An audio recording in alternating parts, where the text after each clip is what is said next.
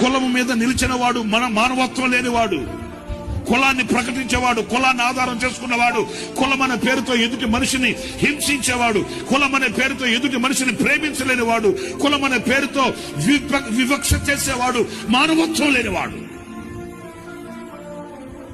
భారతదేశము నా మాతృభూమి, భారతీయులందరూ నా సహోదరులు అన్నవే, మరి ఆ మాటను ఏం చేద్దాం?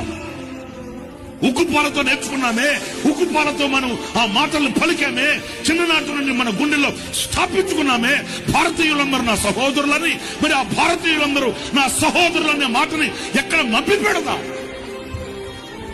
కులం అనే ప్రసక్తితో కులం అనే మారణకాడ చేస్తూ పశుపాలుగా బ్రతకడానికి మరలా వెనుతిరిగి చూడడం సబబు కాదని సభాపూర్వకంగా చెప్తున్నాను. ఈ మాట సమాజానికి కుల ప్రసక్తి మంచిది కాదు.